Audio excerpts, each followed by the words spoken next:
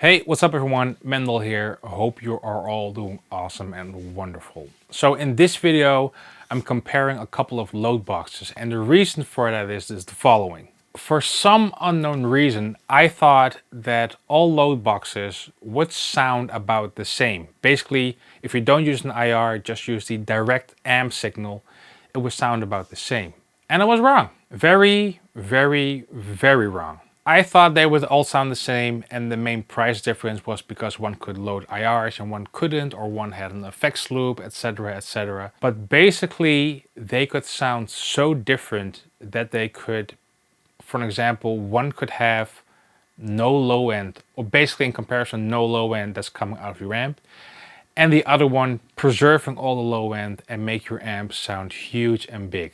I'm just so surprised by the results. So in this video, I'm comparing the Driftwood Loadbox, the Tonex Captor X, the Tonex Reload, which isn't made anymore, unfortunately, and you'll hear why, the Suhr Loadbox, and lastly, but not least, the Redseven Amp Central Loadbox. I've divided this video into two parts.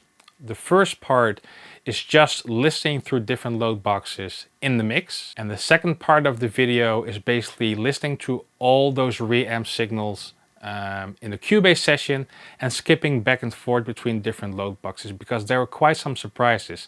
For example, the Tonex ones from the same manufacturer, the Tonex Captor X and the Tonex Reload, there's a difference. And I was told internally they're about the same. Not true. I've put chapter markers below here so you can skip back and forth, listen back and forth. That's enough talking. Let's bring on the metal. Here we go.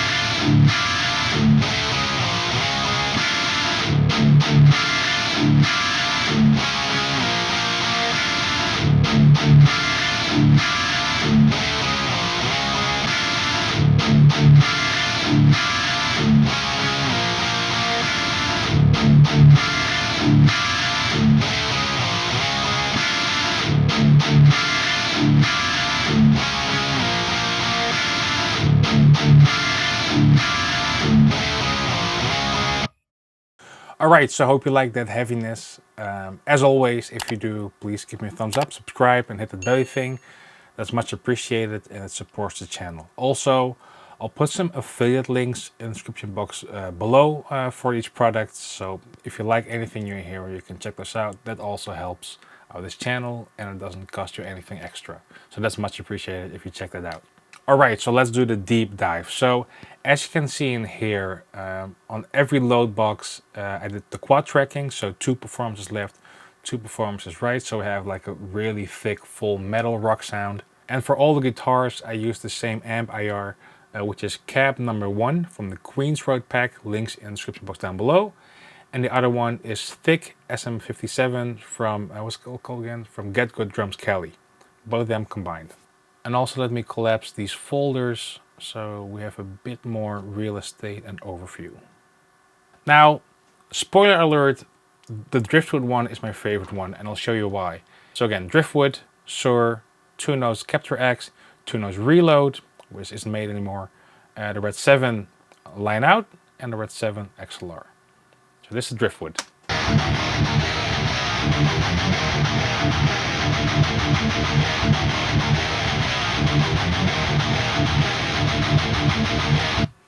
The Suhr.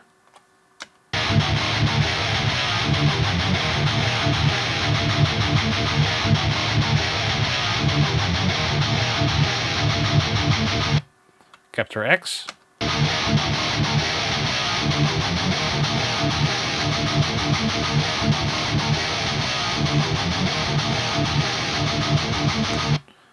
The Reload.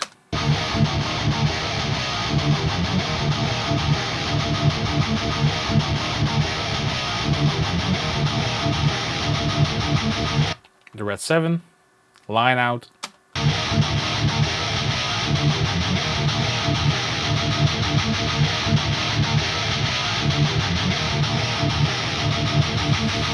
And the Redseven XLR.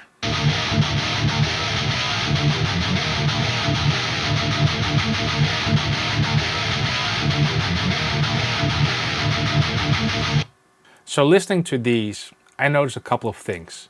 First of all, in my opinion, the Driftwood is the clear winner here. It's the most balanced. It preserves all the low end that's coming out from the amp.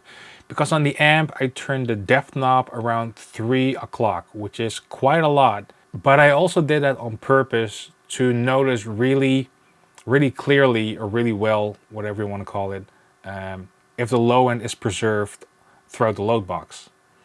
And it's all there on the Driftwood. The Suhr also has that low end still there, but it's really scooped in my opinion. The Captor X sounds really thin. The Reload sounds way better than the Captor X.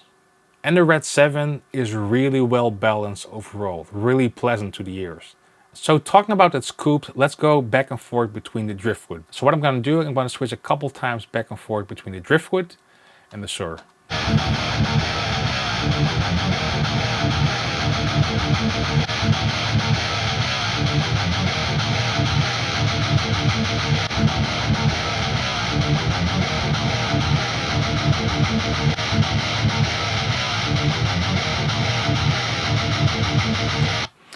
So the Suhr is missing a certain bark, if that makes any sense. I think perhaps it's more like a term used amongst metalheads. But when you palm mute and there's a certain response, we call that a bark, like it's barking back. And that's lacking on the Suhr, especially on those lower like chugs.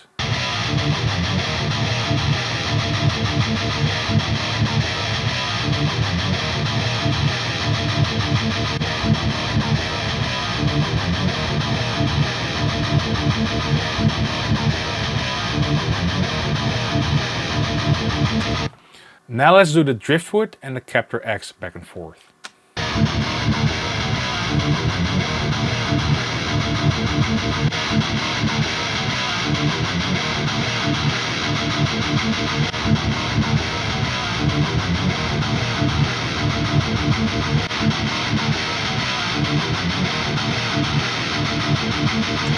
So you can definitely tell that the Captor X is lacking a lot of low end and is sounding a bit harsh to the ears, at least to my ears. Now I do want to say that on the Captor X you can connect it with via USB application or with the Bluetooth app, and you can EQ it. so it comes close to the Driftwood, which is something I did. So let's compare that very quickly here.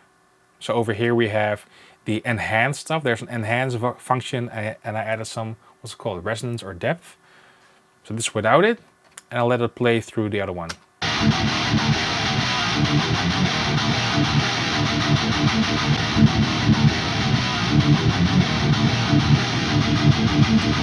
So it does bring back some of that low end, but it sounds weird amongst the low mids. So when we compare this one to the Driftwood,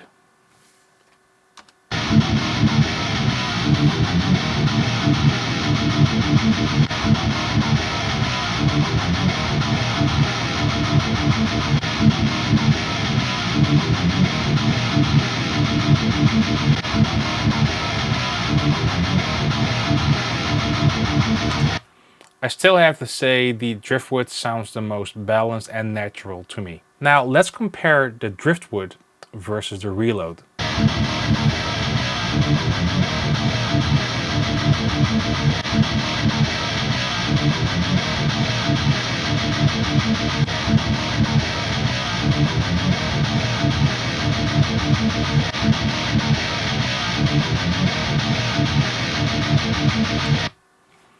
Now I would say that's not bad. It does sound that the Reload is a tiny bit harsher than the Driftwood, but it could be that for this amp it perhaps is a bit too harsh, but for a different amp it could be the perfect solution.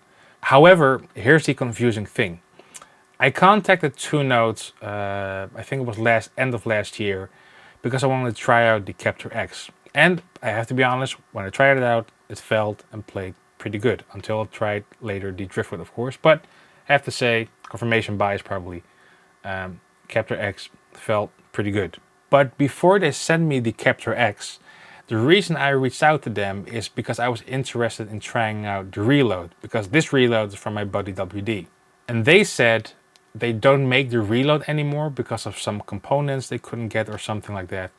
But the Captor X is internally identical or the same, sounds the same, but also has like IR loading capabilities, because the Reload doesn't have that. But now we know, for some reason, that's not fully accurate, because the Captor X sounds, in my opinion, worse than the Reload. Let's compare the Captor X and the Reload back and forth. So again, this is a Reload.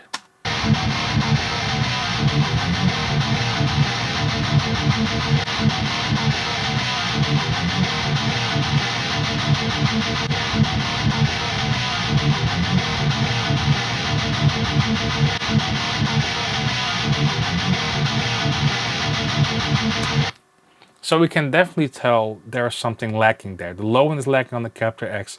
The low end is there on the Reload, although not as balanced or pleasant as the Driftwood, but we're talking about marginal, like very, very tiny differences here. But still, so let's quickly compare that with an equalizer.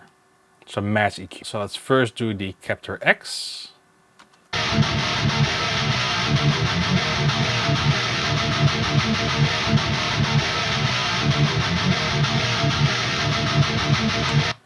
All right, and now let's do the Reload.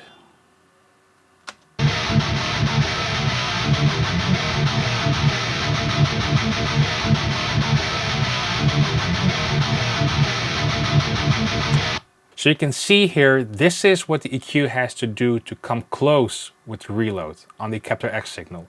So on the Captor X, you see we're missing a ton of low end and it's a bit more harsh, but that could also be because there's a ton of low end, which evens out a bit. So that's quite interesting. Now back to the Driftwood, let's compare that with the Redseven.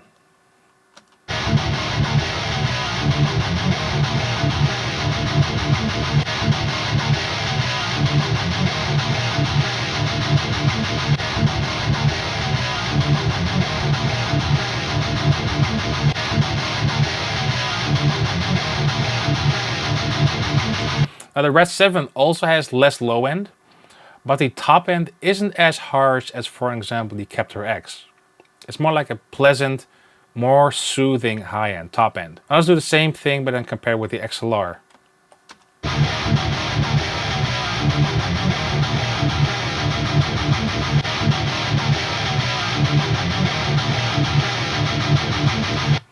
almost same thing, but it feels like the XLR is a bit more mid-forward versus the Driftwood.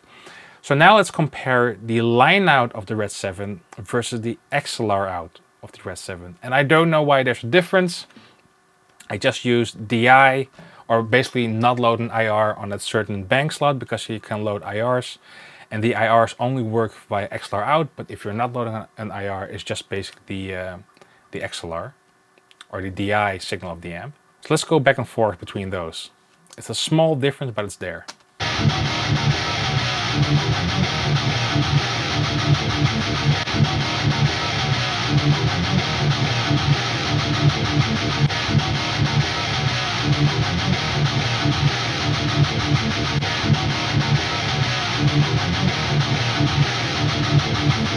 Now I think the line out is a bit more neutral, but again, let's try to do a matching EQ here. First, let's do the XLR.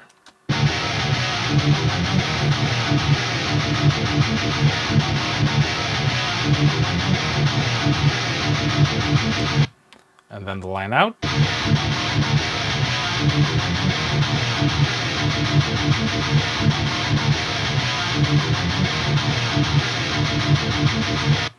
So here you can see that the line out has more low end and a bit more top end. So this is like 6 decibels over here, and some more around here is almost around 9 decibels, but it's not something you can really hear, maybe a tiny bit, but mainly we're looking at this curve here. So to my ears, it feels like the line out is a bit more neutral. I wouldn't say one is better than the other. They're just different, even though it's not a big difference. I think I prefer the line out.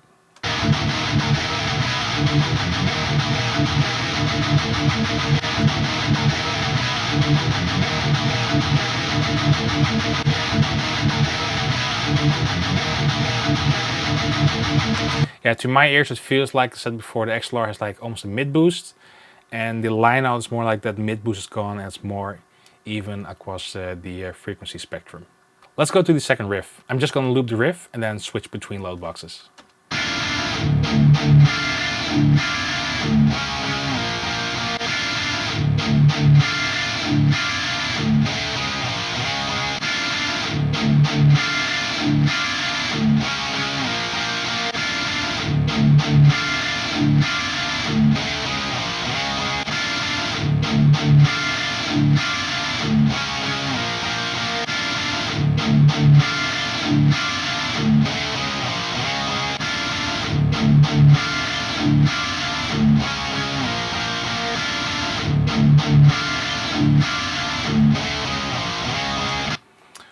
So basically the thing that we expected, or at least I expected, to my ears, Driftwood sounds the most balanced, preserving everything that's coming out of the amp.